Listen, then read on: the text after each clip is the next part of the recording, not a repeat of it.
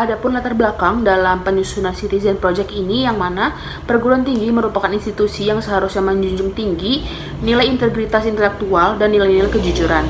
Namun pada kenyataannya, perbuatan curang ini tetap terjadi di lingkungan perguruan tinggi, baik dilakukan oleh mahasiswa maupun pihak lainnya. Perbuatan curang ini dapat merusak tatanan akademis dan berdampak negatif pada berbagai hal. Tujuan dari pembuatan konten ini yaitu untuk meningkatkan pemahaman dan kesadaran tentang perbuatan curang, mendorong budaya integritas di lingkungan kampus, serta membantu pencegahan tindak pidana korupsi.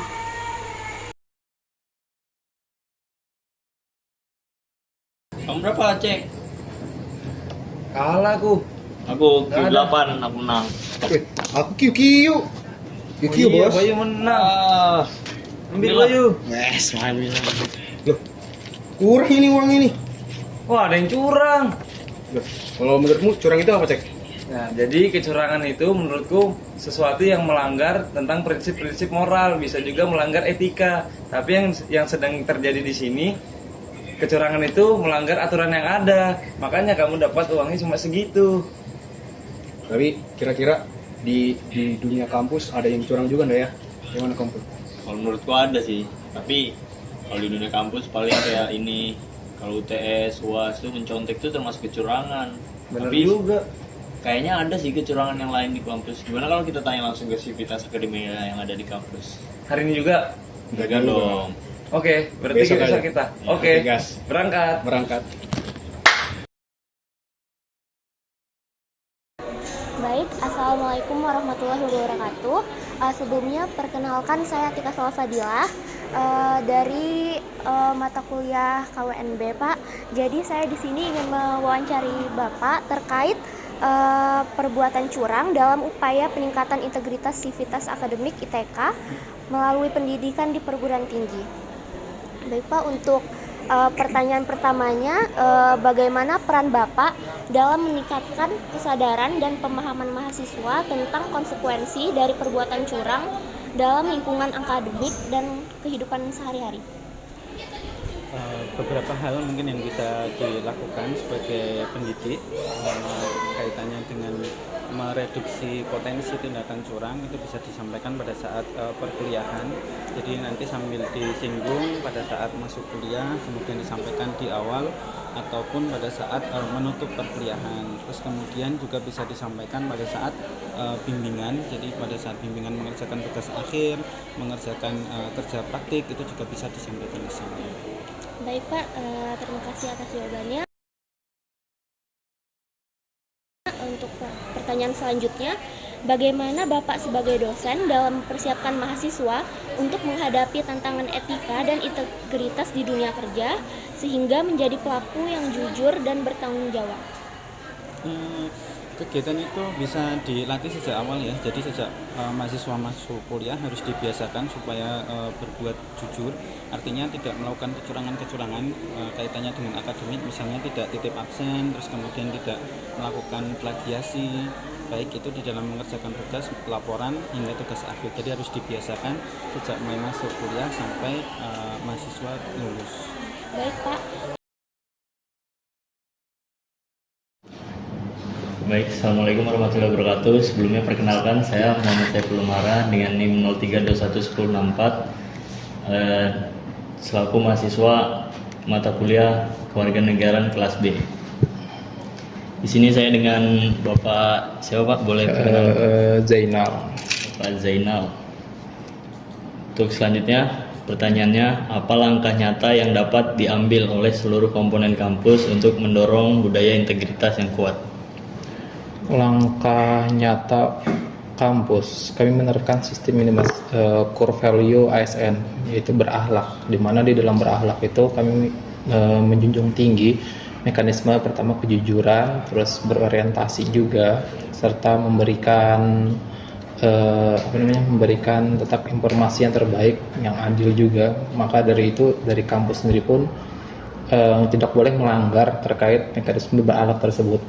Kalau kami sih menerapkannya itu Mas, karena dari itulah biasanya yang kami terapkan, maka terciptalah kejujuran berkelanjutan, sehingga itu membentuk karakter yang benar-benar dari kami itu sangat kuat Mas dalam memberikan informasi yang jelas juga.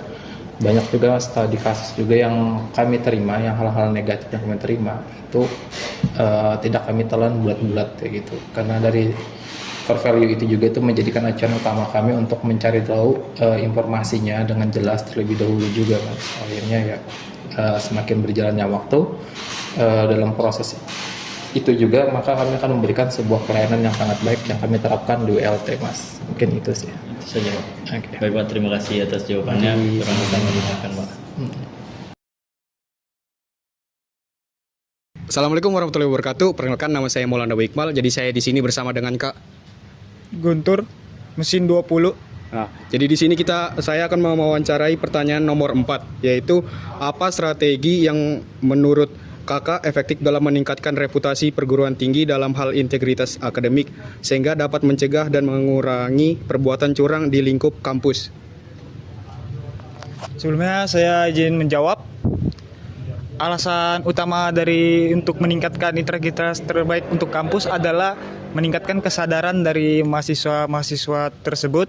Selain itu juga untuk menunjang hal tersebut, Civitas kampus harus meningkatkan yang namanya sarana dan prasarana untuk kampus itu sendiri, terutama di bagian perlengkapan seperti yang menunjang, layaknya tong sampah, yang dimana kita lihat sendiri di kampus kita, hampir di daerah gedung A, gedung B, dan daerah sekitar gedung G, E, F, masih banyak sampah yang bersebar. Hal tersebut dikarenakan banyaknya mahasiswa yang masih belum mau mengikuti petunjuk yang ada di kampus, seperti kurangnya adanya logo atau tanda yang menunjukkan tempat sampah, ataupun kurangnya tempat sampah yang tersedia di daerah tersebut. Yang kedua adalah kurangnya diletakkan CCTV di berbagai area, sehingga banyaknya mahasiswa yang merasakan kehilangan. Contohnya sendiri di daerah gedung B, banyaknya alat dan prasarana dari UKM masing-masing yang kehilangan. Dan yang kedua, di daerah asrama sendiri juga dan di daerah parkiran banyaknya kehilangan helm ataupun motor. Hal tersebut dikarenakan kekurangannya alat seperti CCTV yang menunjang agar mendapatkan kenyamanan bagi setiap civitas kampus. Mungkin itu saja yang dapat saya sampaikan. Kurang lebih mohon maaf. Sekian dan terima kasih. Terima kasih banyak ya Kakak. Nah, jadi itu teman-teman untuk jawaban dari nomor 4 dari Kak Guntur. Sekian dari saya, terima kasih. Assalamualaikum warahmatullahi wabarakatuh. Perkenalkan, saya Recipta Mardika. Saya sedang bersama. Sebelumnya perkenalkan, nama saya Muhammad Irham Zari, biasanya dipanggil Irham.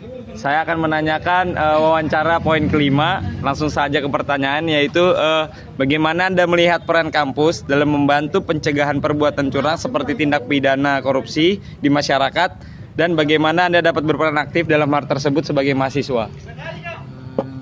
Sebelumnya saya izin menjawab ya. Yang pertama, peran kampus. Jadi di sini peran kampus dalam hal ini sudah cukup baik kalau untuk ke lingkup mahasiswa di situ, lingkup kampus. Tapi kalau ke lingkup eksternal, saya rasa belum, karena dari pihak kampus juga belum terlalu gembor-gembor gitu, belum terlalu banyak melakukan sosialisasi secara langsung tentang perihal-perihal perilaku tersebut, norma-norma yang tidak baik tersebut, seperti korupsi.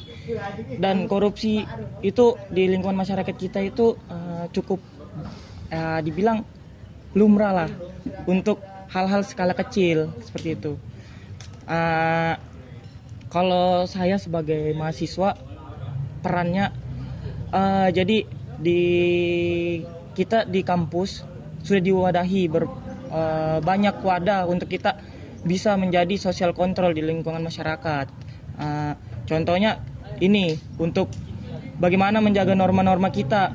Kita dikasih pelajaran tentang KWN seperti ini, tentang ilmu agama, ada agama Islam. Terus kita juga di kader, di setiap prodi itu ada pengkaderan. Di situ kita diajarin bagaimana attitude yang baik, bagaimana kita berperilaku yang baik di lingkup teman-teman, masyarakat, dosen, seperti itu. Menurut saya wadah itu harus dimanfaatkan kita sebagai mahasiswa untuk bisa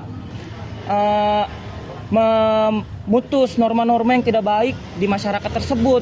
Jangan sampai kita sebagai mahasiswa yang terdidik menjadi terikut arus oleh budaya-budaya atau norma-norma yang sudah wajar di lingkungan masyarakat kita. Kita harus bisa sebagai mahasiswa mengubah hal tersebut. Terima kasih. Oke, baik, terima kasih Kak Erham atas jawaban yang sudah sangat detailnya. Mungkin itu saja, selesai sudah wawancara dari kelompok kami, dari kelompok 4 Kewarganegaraan B. Kurang lebihnya mohon maaf. Wassalamualaikum warahmatullahi wabarakatuh. Kesimpulan yang dapat diambil yaitu betapa pentingnya diri kita untuk paham dan juga sadar dalam menghindari berbagai bentuk kecurangan yang terjadi di lingkungan perkuliahan dan juga di kehidupan sehari-hari. Kita sebagai sivitas akademika sudah sepatutnya untuk menjaga integritas diri dan juga perguruan tinggi dengan selalu bersikap jujur dan juga tidak melakukan kecurangan. Karena perbuatan curang sekecil apapun dapat menjadi cikal bakal terjadinya tindak korupsi. Di dalam dunia kerja nantinya terdapat banyak sekali kemungkinan terjadi tindak korupsi mulai dari hal-hal kecil sampai hal-hal yang besar. Maka dari itu kita sebagai mahasiswa tentunya kita harus selalu membiasakan diri untuk tidak bersikap curang dalam hal akademik dan juga kita harus memiliki sikap tegas apabila mendapati adanya perbuatan curang yang dilakukan oleh sivitas akademika di lingkungan perguruan tinggi dan juga di lingkungan sehari-hari.